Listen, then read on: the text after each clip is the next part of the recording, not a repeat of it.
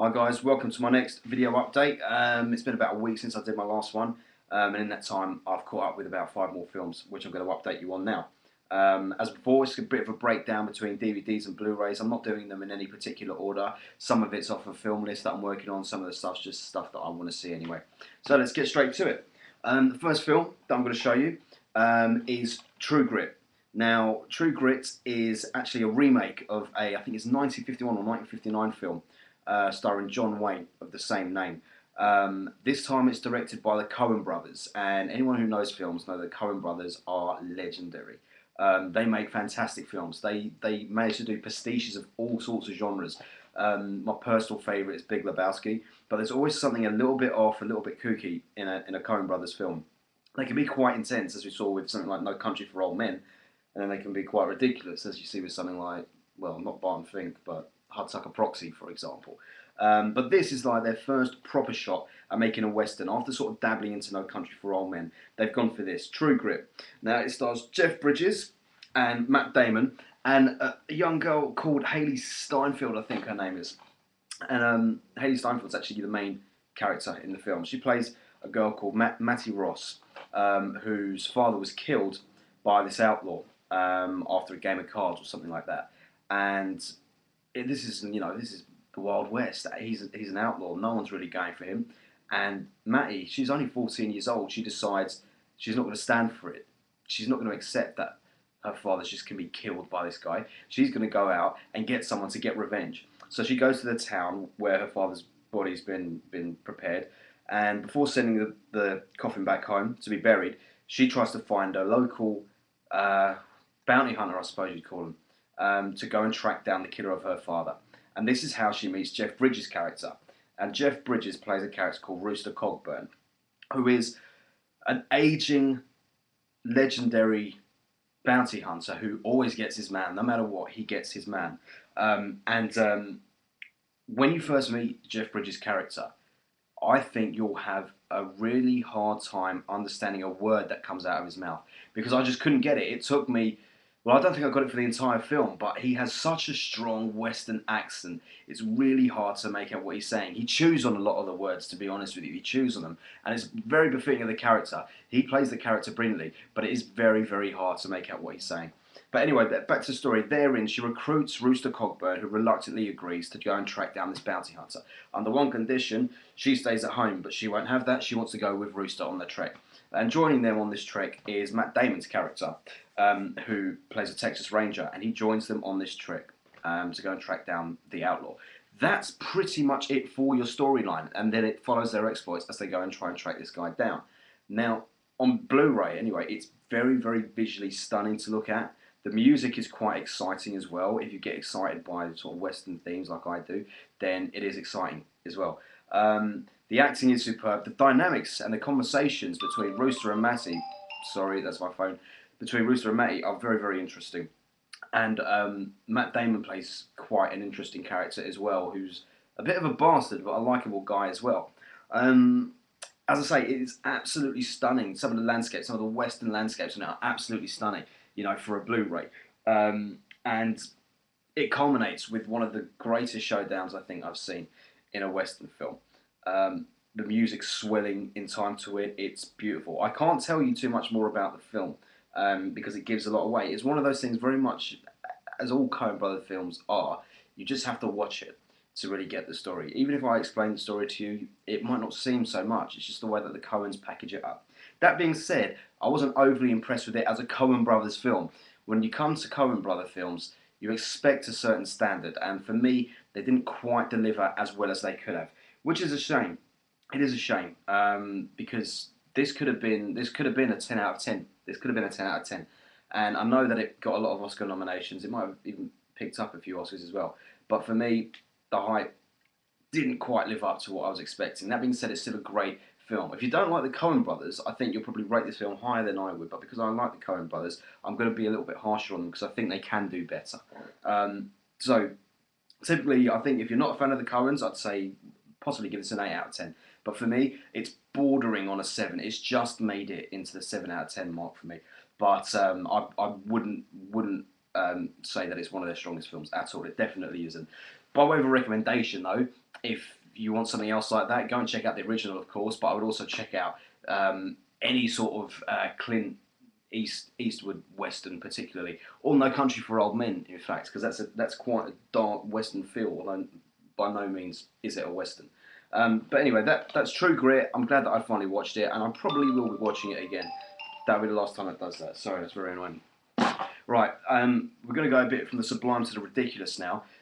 That was a film on the 1001 film list to see before I die. So is this next one that I'm about to talk to you about. And I got this film thinking that it would be good. It's something that I've always wanted to see as well, just never got around to seeing it. You hear people talking about it all the time. And then it's on my 1001 film list to see before you die. So I thought, no time like the present, let's get it. The film is 4 Weddings and a Funeral. This is the biggest load of guff I've ever seen in my life. I hated it. I absolutely hated it. I'm not going to go in depth on this because I think everyone pretty much knows what it's about. It's a standard British romantic comedy, which is quite clearly for the upper class who have no idea what humour's about at all, because I didn't laugh once in this film. Hugh Grant, I'm actually a bit of a fan of his. I don't mind things like Notting Hill and stuff like that. This was absolutely shit. It is one of the worst films I've ever seen. The plot revolves around 4 weddings and a funeral, but basically that's how it breaks down into, if you split this film into 4 acts, that's how it play out. You've got a wedding where Hugh Grant's character Charles meets Andy McDowell's character, this American woman who seems to come to London for weddings only, and falls in love with her, having known her for a minute, and has this sexual tryst with her, and then she goes back to America, and he's fallen in love, and he can't quite believe it, and she's gone out of his life, and he wasn't the type to believe in marriage. It was so cliched and shit. You know, it trotted out all the British cliches, all the little things that upper class, safe British people sitting in their little white cotton homes think are funny. It's not. It's not funny. It's not funny. It's not funny to just play out stereotypes of the British character. For us to buy in to a relationship which is non-existent is so fucking patronising by the director and the writer. Mike Newell was the director and Richard Curtis was the writer. Maybe Richard Curtis taking on that director mantle is what made Hugh Grant a better leading man in those sort of films. I'm not a big fan of rom-coms anyway, but this was absolutely atrocious and I wanted to like it. It's got a lot of stars from like UK sitcoms popping up in little bits and pieces, like, you know, people you wouldn't even think of. The most, well, one of the funnier parts of it, if you can call it funny, is Rowan Atkinson's cameo as a vicar, a nervous vicar. But even that didn't even raise a smile from me. It was just cringeworthy. I thought, man, you guys could have made this funny, and you've just played to every cliche and every trope that America thinks about us. And I'm sure this is why Americans have the ridiculous idea that they do about us as British romantic fops. And they're right based on that. It's pathetic. I hated it. It gets a 1 or a 2 out of 10. And the Wet, Wet, Wet soundtrack is testimony to how poor this film is. I hated it. If you want to watch something like this, go and watch Love Actually or something like that. I won't spend any more time on it. This was appalling, and even on Blu-ray, it was crap. I hated it. No good. But let's move on to something that was very good. 1001 films to see before you die. This film is called The Good, the Bad, and the Weird. Now, this film I didn't know much about at all. When I used to work for a film company a couple of years back, I actually wrote the review of this without having seen it. Because that was part of what I had to do. And I thought it's quite interesting, sounds quite interesting, so let's check it out. What it is, it's a Korean Western. It's directed by a guy called Kim Ji-woon, and he has made a homage to the Western set in 1940s Manchuria. And now 1940s Manchuria was a sort of like free land that was set up when Japan occupied Korea. And the storyline is sort of a mixture of The Good, the Bad, the Ugly, and Indiana Jones. And it's as fun a combination as you can imagine from that. Obviously, all subtitled. You've got a 2-hour film here, which is about a map which leads to some unknown treasure. Nobody knows quite what the map leads to, but everybody wants it. The Japanese army wants it. Gangs want it. Mafia wants it. Everybody wants it. Even like, it seems like the Illuminati wants it. But what you have is a very evil man, a very, well, a supposedly good man, and a bit of a weirdo. And the weirdo gets his hands on the map, and they all pursue this treasure, and they're all competing against each other to try and get to it. Now, the camera work, and for a Blu-ray, the camera work was absolutely fantastic. Sorry, I'm going to talk a minute while I've got to plug something in. It was absolutely fantastic. The camera sweeps over scenes, it closes up on things.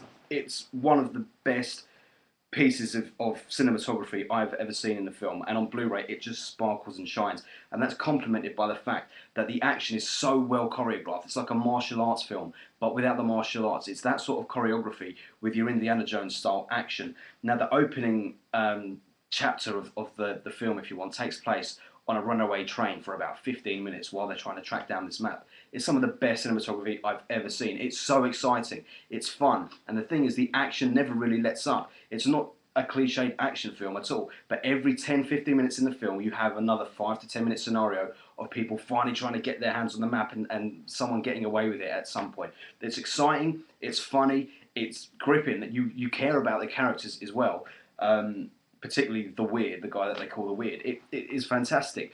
Now, what is interesting about it is that the good guy in it is, yeah, I mean, I know good guys are always a bit bland in comparison to the evil ones in the films and stuff, but the good guy we don't really know anything about, and we don't really care for him, actually. That's the problem. We almost care more for the evil guy because we kind of see that he's been pushed around a bit and had it quite bad. But there is a fantastic twist towards the end of the film regarding one of the characters and one of their backgrounds, which I won't give away here. But it all culminates, as these things do, with the three at the point of the treasure. And I won't reveal what the treasure is, and I won't reveal who, if anyone, gets it. But it is very fascinating, it's very enjoyable, it's exciting, it's action-packed, it's funny, you'll love it. Go and check it out. If you want a recommendation like this, get something like The Good, the Bad, the Ugly, and then mix it up with Indiana Jones. It's the best comparison I can make. I'm going to give it a 9 out of 10. Good effort, good effort. The only thing that held it back for me was the very, very end, I believe, should have been changed. I wasn't happy with the way that it ended. But funnily enough, I saw some of the alternative endings on the Blu-ray, and you can kind of take your pick from that based on how you want it to end. I thought it was fun. I thought it was great. Check it out. See it for yourself. Highly, highly recommend it. Really enjoyed it. Great on Blu-ray. Great on Blu-ray. Next film. This isn't a Blu-ray. This is just something that I'd wanted to see for a while. I'm a big fan of Japanese horror, particularly the original Ring, The Eye, those sort of things. So I thought it was about time that I finally checked out The Grudge, or Ju-on, as they call it. Now, this film is about a curse. Well, so they say that when somebody dies in a terrible way, their curse remains in that spot forever to haunt people who live there. Well, just your typical ghost story, I suppose. And this follows 5 different women coming into contact with this curse. It didn't really do it for me. It wasn't scary. It wasn't scary. It sort of, this film is broken up into chapters that jump backwards and forwards in time that are all kind of related, which is interesting in a way.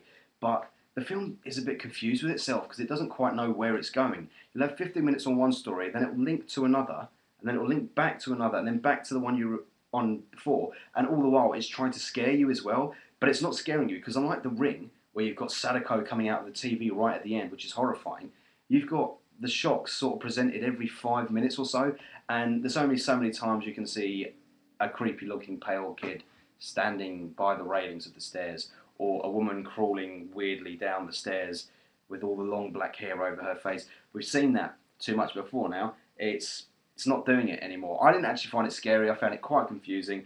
It had quite a cliched ending as well. I thought it was going to swell up into something really terrifying.